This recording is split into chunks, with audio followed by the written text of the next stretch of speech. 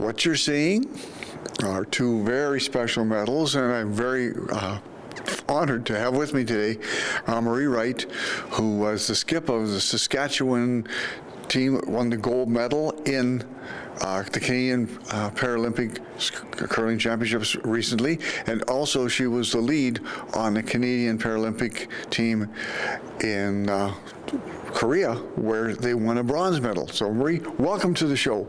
Thank you. It's an honor to be here. Well, it's our honor to have you. It was neat because I was watching you on TV in Seoul, or in Korea, and I was saying, I know her, because we used to work together at Peacock a few years ago. Yeah. That's right. Yeah, so many people will come up to me on the street and they'll say, I tell all my friends, I know you. So Marie, that's been what a whirlwind month in your life. It's quite an event. Let's give people a bit of history now. You weren't always in a wheelchair. No. In 1988, I was in a motor vehicle accident where the vehicle flipped end over end 3 times, and I was thrown out of the vehicle and broke my back at T11-12, and it left me paralyzed from the waist down. But that didn't seem to slow you down. In fact, somehow it made you go faster. I don't know, how did that happen? Well, I think lots of people would say that, like, how come you don't feel down and out? And I think I had the 4 kids that kept me going, and there's only one other choice if you don't keep going, and that's to give up and not be here. So I'm just excited that I'm here. I was able to raise my daughters, and it's just been a whirlwind. And great successful daughters who are athletes, most of them? Yeah. They all played sports in high school, and that's where I got to meet most of the friends that I have. So it's been great. Yeah. So tell us about how you got to be in South Korea. Well, I started curling in 2009. I started, Lorraine Arguin actually and Lloyd Teeley, they twisted my arm because they needed a female to play, because in wheelchair curling, it's you have to have one member of the opposite sex. So in order to Saskatchewan to go to nationals, you have to have a female on the team, and I guess I was the only female they knew. So they twisted my arm, they got me out on the ice, and I loved the sport. Couldn't get enough of it, was on the ice just about every day. And then in 2015, I got a call from Team Camp, from the national program. The coaches come out and watch the Canadian Championships. So they called me to a camp where we did drills and were selected as a D-carded athlete. Mm-hmm. So that's a development card, so you're in the development program. And then that year, one of the athletes had a heart attack and went down, so I got a call, because I'd had a really good camp, to go to Finland with them to Worlds as the alternate. So that was the start. So, and then in 2017, just through all the camps that we had, I was selected as a member of the team as a starter, and it went from there. Yeah, and of course, the curling aspect is amazing. The friends you meet, the relationships you meet, and then in 2018, let's go to the Olympics. Yeah, that was exciting. So going to the Worlds in 2017 was a pre-trial for the Olympics, and then in 2018 we had the camps and the tryouts, and were selected to the team.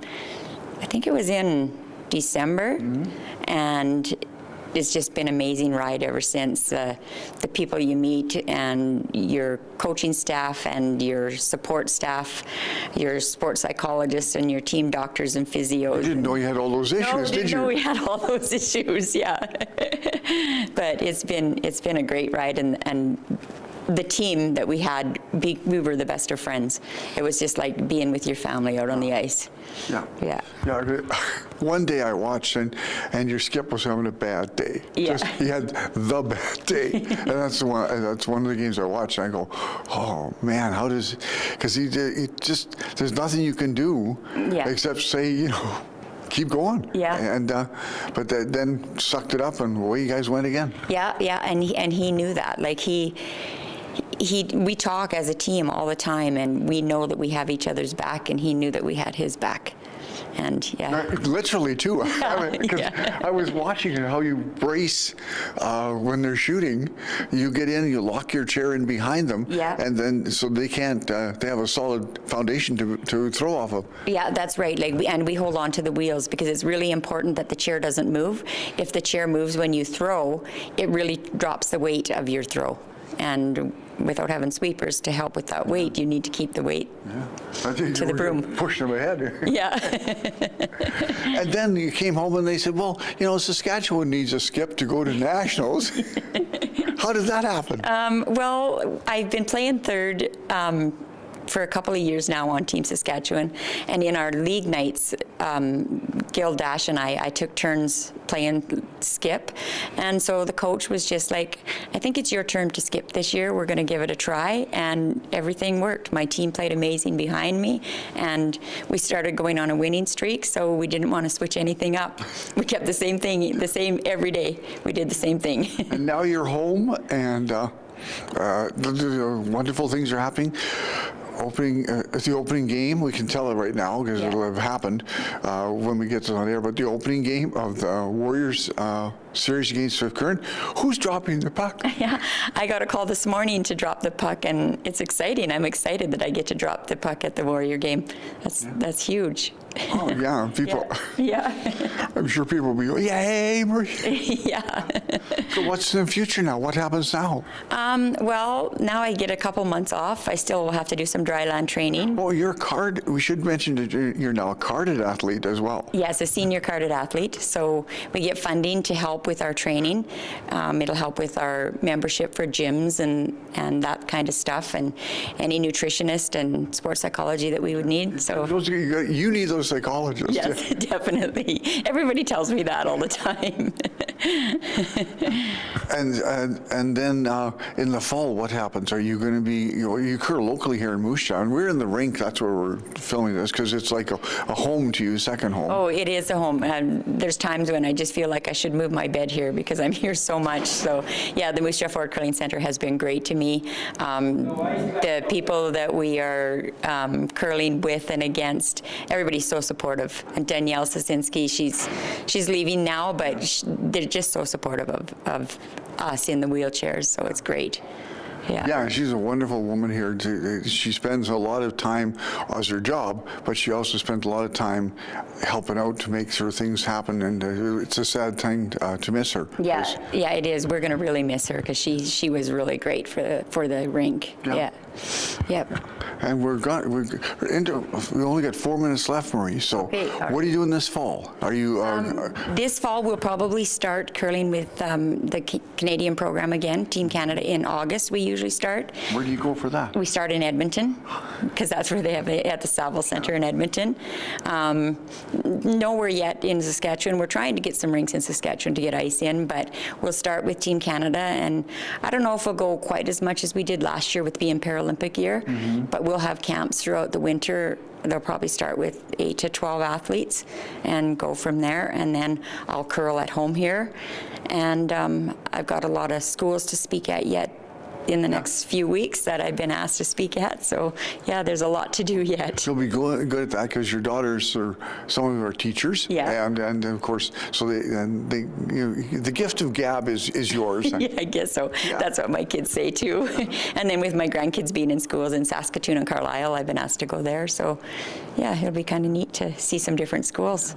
Bring my grandma to school day. Yeah, yeah. My grandkids say that I'm one of the coolest grandmas in Canada right now, so they enjoy that. Well, yeah, that's for sure. And of course, you have your Canada jacket on, and that's the one that you wore at the Olympics. And of course, we asked you to dress appropriately for the day. So yeah. This was our podium jacket. So when we won the bronze medal, I guess that's one thing that I was telling people was we get to wear our podium clothing because there's mannequins dressed to show us the clothing that we wear for the day, like for opening ceremonies and closing ceremonies and podium. There were different jackets. So yeah, it was pretty cool. You have to get a new house with more closet space. Yeah. There was a great big suitcase full of Canadian clothing. So yeah, it was pretty cool.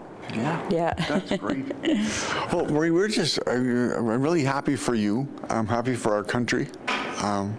it certainly does a good thing for us being, from Moose Jaw and having the great facility here that is able to use your skills here, because you curl regularly, don't you? Yeah, I curl in Tuesday and Wednesday night, and Wednesday and Friday afternoon leagues, and Tuesday morning leagues. So I curl quite a bit, and yeah, it's an honor. It's an honor to have my community behind me and to represent my country, my community, my province. It was just great. And on the other end of the scale is young Skylar Ackerman. Oh, yeah. Is heading off, as we tape this, heading off to the under 18 or 17? Under 18, and she's like 2 years yet in that category, and she's my cousin, and I'm so excited for her. Yeah, and that's a great thing. So we wish her well. Yes.